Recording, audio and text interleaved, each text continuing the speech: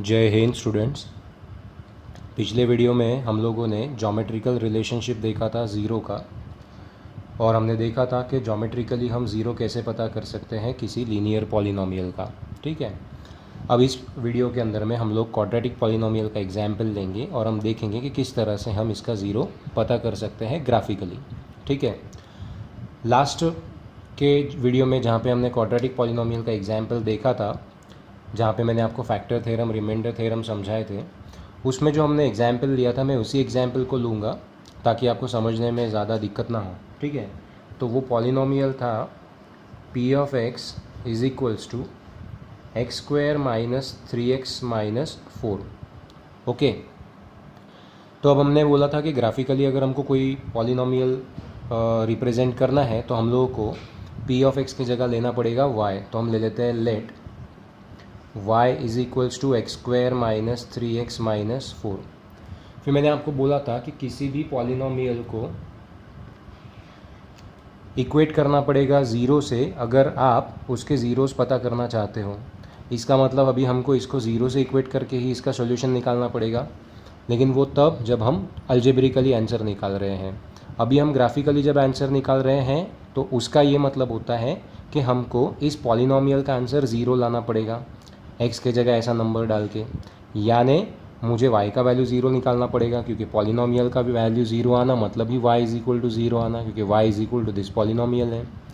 अब मतलब हमको x का वैल्यू ऐसा ढूंढना है जिससे इस पॉलिनोमियल का आंसर ज़ीरो आ जाए, मतलब y ज़ीरो आ जाए। y ज़ीरो आ जाए मतलब हमको देखना है कि वो ग्राफ जो बनेगा वो x एक्सिस पे कहाँ पे कट करता है।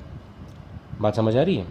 तो अभी हम ट्राई करते हैं कि इसका ग्राफ कैसे बनाए। तो ग्राफ बनाने के लिए मैंने आपको सबसे पहले बोला था कि आपको x के जगह पे अपने मन से नंबर्स रखने पड़ेंगे और उसके करस्पॉन्डिंग y की वैल्यूज़ निकालनी पड़ेगी, और y की वैल्यू जब आप निकालोगे तो वो x और y की वैल्यू लेके आपको ग्राफ बनाना पड़ेगा, और जब आप ग्राफ बनाओगे तो आपको पता चलेगा कि वो x एक्सिस को कहाँ पे कट कर रहा है। लीनियर पॉलिनोमियल में मैंने आपको बताया था कि x की आप 2 या 3 वैल्यूज़ अगर आप ले लोगे तो भी आपका काम हो जाएगा, ग्राफ स्ट्रेट लाइन आएगा। यहाँ पर क्वाड्रेटिक में ऐसा नहीं है। क्वाड्रेटिक में आपको कम से कम 9 से 10 वैल्यूज़ लेनी पड़ेगी तब जाके वो ग्राफ उसका बनता है, अदरवाइज़ ग्राफ ही नहीं बनता है। अब 9 से 10 वैल्यू लेनी पड़ेगी, जैसे ही मैंने बोला तो आप लोगों को लगेगा कि बाप रे, अगर ये पेपर में आया तो फिर तो हम इतना बड़ा ग्राफ निकालेंगे तो हमारा टाइम वैसे ही वेस्ट हो जाएगा। तो खुशखबरी ये है कि आपको ग्राफ पेपर में निकालने के लिए नहीं बोलते हैं। अभी जो मैं ग्राफ ड्रॉ करूँगा ये सिर्फ आपको ज्योमेट्रिकल मीनिंग समझाने के लिए ही ग्राफ ड्रॉ किया रहेगा। बाकी चीज़ें आपको सिर्फ समझनी है, उसका मीनिंग क्या होता है, आपको ग्राफ नहीं ड्रॉ करना है। बट ग्राफ ड्रॉ मुझे तो करना ही पड़ेगा, इसलिए मैं आपको समझा रहा हूँ कि ये कैसे करते हैं। यहाँ पर x का वैल्यू अगर मैं अपने मन से लेता हूँ, लेट से x का वैल्यू ले लिया मैंने ज़ीरो। ठीक है, x का वैल्यू मैंने ले लिया ज़ीरो, तो x का वैल्यू ज़ीरो लिया तो अभी y का वैल्यू कितना आएगा, तो यहाँ पे zero square minus 3 into zero minus 4, तो ये तो सारा ज़ीरो हो गया, यहाँ पे बचा माइनस 4। तो x ज़ीरो था तो y माइनस 4 आया। x का वैल्यू अगर मैं माइनस 1 लेता हूँ तो देखते हैं y कितना आता है, माइनस 1 का square minus 3 into minus 1 minus 4, तो ये आएगा माइनस 1 का स्क्वायर 1 माइनस माइनस प्लस 3 1 ज़ा 3 माइनस 4, 4 माइनस 4 कितना हो गया, ज़ीरो। ठीक है, फिर x का वैल्यू मैं पॉजिटिव 1 लूँगा तो y इज़ इक्वल टू आएगा 1 का स्क्वायर माइनस 3 इंटू 1 माइनस 4, तो ये आएगा 1 माइनस 3 माइनस 4। 1 माइनस 3 होता है minus 2 minus 4 is equal to minus 6। अब ये वैल्यू आपको शायद याद आ रही होगी जो मैंने लास्ट वीडियो में भी आपको x की जगह 1 लेके समझाया था। ठीक है, वीडियो के अंदर में थोड़ा सा नॉकिंग साउंड आ सकता है दोस्तों, क्योंकि मैं जिस अपार्टमेंट में हूँ अभी वहाँ पर थोड़ा आवाज़ आ रहा है, तो प्लीज़ उसको थोड़ा सा कोऑपरेट करिए मुझे। ओके, तो x इज़ इक्वल टू 1 जब रखा तो y is equal to minus 6 आया। ऐसे मुझे 9 10 वैल्यूज़ यहाँ पे लेनी पड़ेगी और सब्सिक्वेंट y की वैल्यूज़ मुझे पता करनी पड़ेगी। अब इतना सारा मैं न करते हुए मैं डायरेक्ट आपके लिए अभी टेबल बनाऊंगा। आपको समझ में आ गया है कि x का वैल्यू लेने के बाद y कैसे निकालते हैं। अब मैं आपके सामने सीधा एक टेबल निकालूंगा जिसमें मैं वो वैल्यूज़ लिखी रहेगी जो x की वैल्यू के अगेंस्ट में y की वैल्यू आई है। इससे हम लोगों का टाइम भी बचेगा और आपको बोर भी नहीं होगा। ठीक है, मैं अभी आपके लिए यहाँ पर एक टेबल बना देता हूँ। तो स्टूडेंट्स, यहाँ पे आपके लिए एक टेबल रेडी है। जब मैंने x का वैल्यू -2 लिया तो y का वैल्यू 6 आया, x का वैल्यू -1 लिया तो y का वैल्यू 0 आया, यहाँ पे x का वैल्यू 0 लिया तो यहाँ पे -4 आया, 1 लिया तो -6। इस तरह से मैं x का वैल्यू -2 -1 0 करते करते 5 तक रख दिया। अब यहाँ पे मैंने एक खाली रखा है ताकि मैं आपके सामने इसको फिलअप कर सकूँ। तो इस तरह से हमारे कोऑर्डिनेट्स बनते हैं -2, 6, फिर -1, 0, 0, -4, 1, -6, 2, -6, 3, -4, 4, 0 एंड 5, 6।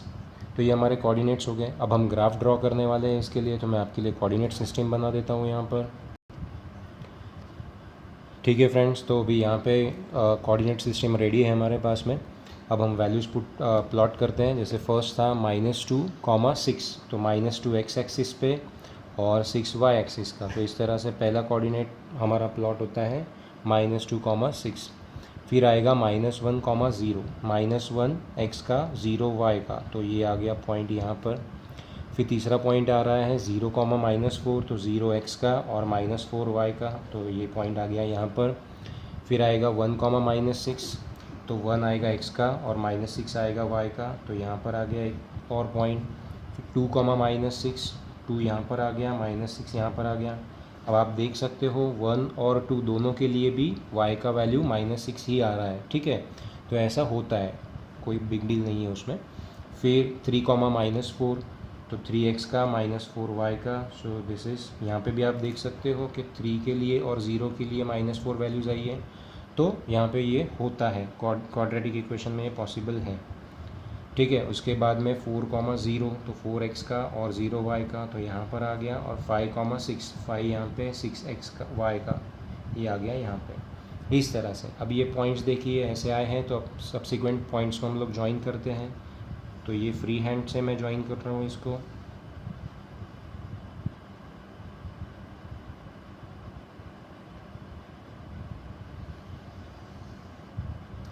तो ये जो बना है आपका ग्राफ बना हुआ है। ठीक है, अगर इस ग्राफ को अगर आप यहाँ पर देखते हो तो आपको इस ग्राफ का शेप जो है वो लगभग ऐसा दिखेगा। अगर बिना कोऑर्डिनेट सिस्टम के आप देखते हो तो आपको ग्राफ का शेप ऐसा यू शेप दिखेगा। ठीक है, तो ये ग्राफ का शेप कभी यू शेप हो सकता है या कभी उल्टा यू, या इंग्लिश अल्फ़ाबेट का N, small letter N shape दिखाई देता है। तो ऐसे शेप के जो ग्राफ बनते हैं, ऐसे ग्राफ को कहते हैं पैराबोला। इनको क्या कहते हैं? पैराबोला या पैराबोलिक कर्व्स। अब ये कर्व्स एक तो ऊपर की तरफ खुल सकते हैं या नीचे की तरफ खुल सकते हैं। ये कर्व कहाँ पे खुलेगा इसको हम बिना ड्रॉ करे ही पता कर सकते हैं कि ग्राफ ऊपर की तरफ खुलने वाला है या नीचे की तरफ खुलने वाला है। ये हमको कैसे पता चलेगा? तो यहाँ पर हमको एक्स स्क्वायर का कोएफिशिएंट देखना है। यहाँ पे कुछ नहीं है तो एक्स स्क्वायर का कोएफिशिएंट आ रहा है 1, तो 1 इज़ अ पॉजिटिव नंबर। तो यहाँ से मैं बोलूँगा कि अगर एक्स स्क्वायर का कोएफिशिएंट अगर पॉजिटिव नंबर है, यानी अगर आप जनरल फॉर्म में इसको देखते हो जैसे ax² + bx + c, तो यहाँ पे अगर आप a का वैल्यू देखते हो, अगर a का वैल्यू पॉजिटिव आता है तो ग्राफ हमेशा ऊपर की तरफ खुलेगा। a का वैल्यू अगर नेगेटिव आता है, मान लो कि इक्वेशन ऐसा रहता -2x² + 4x - 7, तो a का वैल्यू नेगेटिव था। तो अगर a का वैल्यू नेगेटिव आता है तो पॉलिनोमियल का ग्राफ जो है ये नीचे की तरफ खुलेगा। अगर a का वैल्यू पॉजिटिव आता है तो ग्राफ जो है ये ऊपर की तरफ खुलेगा। इससे आप पता कर सकते हो कि आपका ग्राफ कैसा रहने वाला है। ठीक है, तो ये तो हुई इन्फॉर्मेशन अभी पैराबोलिक कर्व के बारे में। तो क्वाड्रेटिक पॉलिनोमियल या क्वाड्रेटिक इक्वेशन का जब भी आप ग्राफ बनाओगे तो ये ग्राफ हमेशा इस शेप का ही रहेगा, यानी पैराबोलिक शेप का ही रहेगा। ठीक है, अब यहाँ पे हम देख रहे हैं कि ग्राफ ने एक्स एक्सिस को दो जगह पे इंटरसेक्ट किया है। ठीक है, इसके पहले वाले वीडियो में जब हमने लीनियर पॉलिनोमियल का ग्राफ देखा था तो हमने देखा था कि उसने एक्स एक्सिस को सिर्फ एक ही जगह पे इंटरसेक्ट किया हुआ है। ठीक है, यहाँ पर अगर आप देखते हो तो यहाँ पे ग्राफ ने एक्स एक्सिस को 2 पॉइंट में इंटरसेक्ट किया है, क्योंकि स्ट्रेट लाइन ना होते हुए एक कर्व है। तो कर्व जो है ये एक्स एक्सिस को एक से ज़्यादा पॉइंट में इंटरसेक्ट कर सकती है। तो इसने यहाँ पे 2 पॉइंट में इंटरसेक्ट किया हुआ है। ठीक है, अब 2 पॉइंट में इंटरसेक्ट किया है तो ये कोऑर्डिनेट ज़रा हम देख लेते हैं। तो ये एक्स एक्सिस पे -1 है, तो -1 रहेगा, तो वाई एक्सिस का कोऑर्डिनेट इसका 0 रहता है क्योंकि वो एक्स एक्सिस का पॉइंट है। यहाँ पर आप देखोगे तो एक्स कोऑर्डिनेट यहाँ पे 4 आ रहा है और वाई कोऑर्डिनेट आ रहा है 0। हमने स्टार्टिंग में ही बोला था कि अगर हमको इसके ज़ीरोज़ पता करना है, मतलब ये पॉलिनोमियल हमको ज़ीरो लाना पड़ेगा। इसका मतलब जब हमने यहाँ पे y लिया हुआ था तो हमको इस पॉलिनोमियल का वैल्यू ज़ीरो लाना था, मतलब ही मुझे y का वैल्यू ज़ीरो लाना था। और हम सब जानते हैं कि y का वैल्यू ज़ीरो सिर्फ x एक्सिस पे आता है, इसीलिए हमने x एक्सिस के ही दो पॉइंट्स ऐसे देखे जहाँ पे y का वैल्यू ज़ीरो आएगा, और वो है -1,0 और दूसरा है 4,0। इसका मतलब इस पॉलिनोमियल का ज़ीरो कब आएगा? जब यहाँ x के जगह एक तो आप -1 रखोगे या x के जगह पे यहाँ पे 4 रखोगे, इस वजह से यहाँ पे y का वैल्यू ज़ीरो आएगा। अब ये वेरीफाई करना है तो सामने ही आपके रिजल्ट्स है। आप देखिए, जब आपने x के जगह -1 डाला था तो यहाँ पे y का वैल्यू ज़ीरो आया था। ये मैंने आपको करके भी दिखाया था टेबल ड्रॉ करने के पहले, और पिछले वीडियो में भी मैंने ये आपको करके दिखाया हुआ है। उसके बाद जब आप x के जगह पे 4 डालते हो तो y का वैल्यू कितना आता है? 0। तो अब हमने ये अल्जेब्रिकली सॉल्व किया और हमने देखा कि x की कौन सी वैल्यू के लिए y 0 आ रहा है। ये हमने ग्राफिकली देखा कि ये कहाँ पे कट करेगा, तो उस केस में हम लोग पता कर सकते हैं कि जहाँ जहाँ पे वो कर्व x एक्सिस को कट करेगी, वो 1 पॉइंट में कट करे, 2 पॉइंट में कट करे, 3 पॉइंट में कट करे, या कितने भी पॉइंट में कट करे, जितने पॉइंट्स में वो कट करेगा उतने सारे पॉइंट्स उस पॉलिनोमियल के ज़ीरो हो सकते हैं, होते हैं, हो सकते हैं नहीं, होते ही हैं। तो यहाँ पे वो 2 पॉइंट में कट कर रहा है, इसका मतलब यहाँ पे 2 ज़ीरोज़ होंगे। अब ऐसा नहीं है कि हर बार पैराबोला जो है x एक्सिस को 2 पॉइंट में ही कट करेगा। हो सकता है कि वो पैराबोला x एक्सिस को एक ही पॉइंट में कट करे। कैसे? ऐसे। तो यहाँ पे एक ही पॉइंट में कट किया, या फिर अगर आप इसको नीचे की तरफ दिखाना चाहते हो डाउनवर्ड, तो यहाँ आप देखिए, तो हो सकता है कि वो इस तरह कट करेगा यहाँ पर। तो ये एक ही पॉइंट में कट हुआ, इसका मतलब कि यहाँ पर इस क्वाड्रेटिक पॉलिनोमियल के एक ही ज़ीरो है। यहाँ पर कितने ज़ीरो हैं? 2। अगर ये नीचे की तरफ खुलता है तो ये आपको ऐसा दिखेगा, ऐसा। तो यहाँ पे 2 पॉइंट में कट किया। वो ऊपर खुल रहा है, नीचे खुल रहा है, इससे हमको कोई लेना देना नहीं है। हाँ, उसका रिलेशन ए से वेरीफाई होता है, ए पॉजिटिव है ऊपर खुलेगा, ए नेगेटिव है नीचे खुलेगा, ठीक है। इसके अलावा और कोई इसका कुछ यूज़ नहीं है। यहाँ पे यूज़ क्या है? एक्स एक्सिस को कितने पॉइंट में कट कर रहा है? 2 पॉइंट में कट कर रहा है, definitely there are 2 zeros. 1 point में कट कर रहा है, so there is 1 and only 1 zero. तो क्वाड्रेटिक पॉलिनोमियल के 2 ज़ीरोज़ हो सकते हैं, 2 से कम 1 ज़ीरो भी हो सकता है।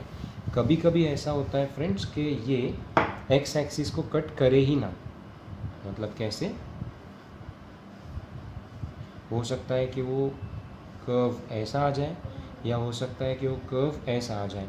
तो आप दोनों भी केस में देखते हो कि ये जो वर्टेक्स है, इसको वर्टेक्स ऑफ पैराबोला कहते हैं। तो ये जो वर्टेक्स है पैराबोला का, ये इसने एक्स एक्सिस को कट ही नहीं किया, एक्स एक्सिस को कट ही नहीं किया। अब एक्स एक्सिस को कट किया ही नहीं, मतलब y इज इक्वल टू 0 आया ही नहीं। y इज इक्वल टू 0 आया ही नहीं, मतलब कि उस पॉलिनोमियल का 0 है ही नहीं, पॉलिनोमियल का वैल्यू ही 0 नहीं आ रहा।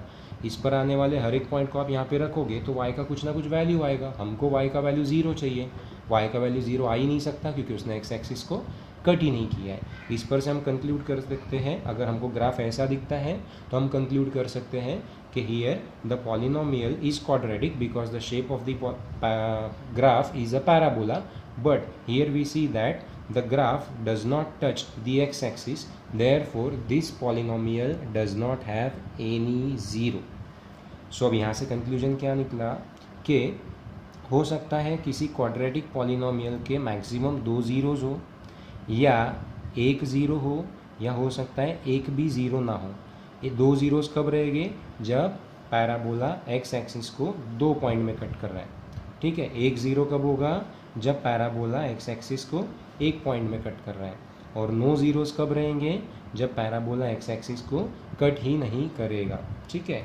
अब यहाँ पर क्वेश्चन कैसा आएगा कि आपको ऐसे टाइप के कर्व्स दिए रहेंगे और आपको पूछा रहेगा कि इन फिगर में से देखकर बताओ कि उस पॉलिनोमियल के कितने ज़ीरोज़ यहाँ पे आपको दिखाई दे रहे हैं, या कितने ज़ीरोज़ होंगे। अगर ऐसा ग्राफ दिया है तो will say this curve is a curve of quadratic polynomial and it has 2 zeros because it intersects the x axis at 2 distinct points. Here the curve is a parabolic curve, therefore it is a curve of polynomial, quadratic polynomial. Therefore this curve intersects x axis at one point, therefore this curve has only one zero, यानी this polynomial has only one zero. ठीक है. Now यहाँ पे आप क्या बोलोगे, this is a parabolic curve, therefore it is a curve of quadratic polynomial degree 2. Since it does not intersect the x axis at any point, therefore this polynomial won't have any zeros. ठीक है. तो quadratic polynomial में तीन possibilities है, no zero, 1 0 और 2 0. No zero, 1 0 और 2 0, यानी 2 zeros. तो 2 ज़ीरोज़ में यहाँ पे दो जगह इंटरसेक्ट करेगा तो 2 ज़ीरोज़ आएंगे, एक जगह इंटरसेक्ट करेगा 1 0 आएंगे. इंटरसेक्ट ही नहीं किया, नो ज़ीरोज़. आपको ग्राफ नहीं निकालना है, लेकिन ग्राफ आपको ड्रॉ करके दिया रहेगा. आपको ग्राफ पर से पहचानना है कि कितने ज़ीरोज़ हैं और किसका पॉलिनोमियल है. तो फिर से एक बार समअप कर देते हैं. स्ट्रेट लाइन लीनियर पॉलिनोमियल का मैक्सिमम 1 0 एंड मिनिमम ऑल्सो 1 0, एक रहेगा और एक ही रहेगा. Quadratic polynomial, parabolic curves, possibly maximum 2 zeros और मिनिमम नो ज़ीरोज़. तो 2, 1 या 0, कितने भी ज़ीरोज़ उसके हो सकते हैं. ठीक है. अब हम बात करेंगे क्यूबिक पॉलिनोमियल की. ठीक है. सो क्यूबिक पॉलिनोमियल में आप सब जानते हो कि पॉलिनोमियल की डिग्री जो है वो 3 रहेगी. ठीक है. पॉलिनोमियल की डिग्री जो है वो कितनी रहेगी, 3 रहेगी. तो ऐसे कौन से पॉलिनोमियल्स रहेंगे जहाँ पे हम, या उसे कोई एग्जांपल्स हम लोग अगर देख सकते हैं क्यूबिक पॉलिनोमियल्स के. सो मान लो कि एक एग्जांपल मैं आपके लिए ले रहा हूँ यहाँ पर कि x³ - 4x. ठीक है. ऐसा एक क्यूबिक पॉलिनोमियल मैंने ले लिया. तो आप सब जानते हो इसका ग्राफ निकालना है तो हम y = x³ - 4x लेंगे. हमको ज़ीरो पता करना है, मतलब x की ऐसी वैल्यू जो यहाँ पे पुट करने के बाद में इसका वैल्यू कितना ला के देगी, 0. मतलब y = कितना आना चाहिए, 0. y = 0 कब आएगा, जब वो ग्राफ x एक्सिस को इंटरसेक्ट करेगा. क्यूबिक पॉलिनोमियल का जब आप ग्राफ ड्रॉ करते हो तो यहाँ मैं आपको डायरेक्ट ग्राफ बता रहा हूँ कि वो कैसे टाइप के आते हैं. तो क्यूबिक पॉलिनोमियल के ग्राफ का कोई फिक्स शेप नहीं होता है. वो स्नेक के जैसा कितने भी ट्विस्ट एंड टर्न्स ले सकता है, ऐसा ऐसा ऐसा. ठीक है. तो यहाँ पे अगर इस पॉलिनोमियल का अगर हमको ग्राफ निकालना है तो ग्राफ आपको लगभग ऐसा दिखेगा, इस तरह से. तो यहाँ पे आप देख सकते हो कि उसने एक्स एक्सिस को 3 अलग अलग पॉइंट में, अलग अलग पॉइंट को डिस्टिंक्ट पॉइंट्स कहते हैं. So here the graph has intersected the x axis at 3 distinct और डिफरेंट पॉइंट्स. 3 अलग अलग जगह पे कट किया हुआ है, मतलब इसके कितने ज़ीरोज़ हो गए, 3 ज़ीरोज़ हो गए. अगर देखा जाए टू बी मोर प्रिसाइज, यहाँ पे 2,0 पे कट करेगा, यहाँ 0,0 पे कट करेगा और यहाँ पे -2,0 पे कट करेगा. अब अगर आप इस पॉलिनोमियल में -2 रख के देखोगे x के जगह तो भी आंसर 0 ही आएगा, 0 रख के देखोगे तो भी 0 ही आएगा, 2 रख के देखोगे तो भी 0 ही आंसर आएगा. तो यहाँ पे क्यूबिक पॉलिनोमियल में मैक्सिमम ज़ीरोज़ कितने हो गए इसके, 3. कभी कभी होता है कि ये पॉलिनोमियल का जो ग्राफ रहेगा क्यूबिक पॉलिनोमियल का, वो एक्स एक्सिस को एक ही पॉइंट में कट करे या 2 ही पॉइंट में कट करे. अगर 2 में कट करना है तो मान लो ऐसा आएगा, सॉरी,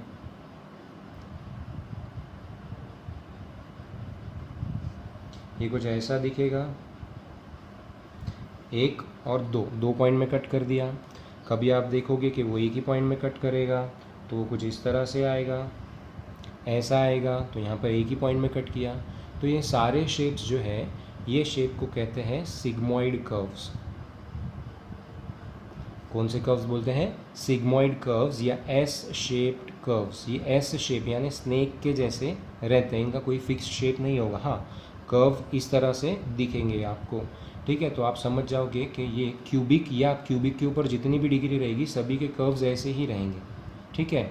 तो अब अगर क्यूबिक पॉलिनोमियल है तो ग्राफ एक्स एक्सिस को मैक्सिमम 3 पॉइंट्स में इंटरसेक्ट कर सकता है. ठीक है. अगर बाई क्वाड्रेटिक पॉलिनोमियल यानी डिग्री 4 कर्व है तो फिर वो एक्स एक्सिस को 4 डिफरेंट पॉइंट्स में इंटरसेक्ट कर सकता है, 1 2 3 4 ऐसा. तो डिग्री 5 है तो मैक्सिमम 5 पॉइंट्स में इंटरसेक्ट करेगा. तो अब इस पे से हमको समझ में आ रहा है कि जितनी भी पॉलिनोमियल की डिग्री रहेगी यानी हाईएस्ट पावर रहेगा, मैक्सिमम उतने पॉइंट्स में उस पॉलिनोमियल का ग्राफ एक्स एक्सिस को इंटरसेक्ट कर सकता है. तो ग्राफ को देख के हम बता सकते हैं कि उस पॉलिनोमियल के कितने ज़ीरोज़ यहाँ पर है, और हम ये बता सकते हैं कि उसके ज़ीरोज़ क्या हो सकते हैं लुकिंग एट द ग्राफ. ठीक है. तो अब यहाँ पे आपको क्वेश्चन कैसे आएंगे, आपको यहाँ पे आपके सामने ग्राफ निकाल के दिए रहेंगे and you will have to observe the graph and give the answers that what is the shape of the graph. That seldom it is asked, it is not asked too much frequently, but आपको graph दिया रहेगा और बोला रहेगा कि by observing the graph just let us know how many zeros you can find in that polynomial. Okay तो अभी मैं होमवर्क के लिए आपके सामने कुछ ग्राफ्स आपके सामने रख रहा हूँ जो एनसीईआरटी टेक्स्ट बुक में दिए हैं. जिन लोगों के पास एनसीईआरटी है नहीं वो इसका स्क्रीनशॉट निकाल के उसको सॉल्व करेंगे. जिनके पास एनसीईआरटी है आप उसमें से देख सकते हो. No need to have the screenshot of it. Okay for those who don't have the textbook, I am giving you the opportunity to have the screenshot of it. Okay, so students, these are the 6 graphs, out of which you need to observe all the graphs and you need to find which graph has how many zeros. Okay, and try to understand that what might be the degree of that polynomial also. Okay, so you just have the screenshot of it. The letters might not be visible to you, you need not to bother about it, you just have to focus on the graphs. Okay, some of the graphs are given in the exercise also, that is 2.1, so I am giving you that 2.1 exercise also. Okay, just hold on. So here is exercise number 2.1. again have the screenshot of it and see that how many zeros in each case are there in each graph. Okay, fine. So this is it students for this video. In the next video we will be learning relationship between zeros and coefficients of the polynomial. As far as the homework is concerned, I have already given you some of the homework and I would request you to kindly go through the video again, because the concept that I have taught you in the video is bit tricky to understand, but it is very important to understand with respect to the future is concerned of maths. So I request you to once again watch it. This is it for this video. We'll see you in the next video. Okay, till then, take care.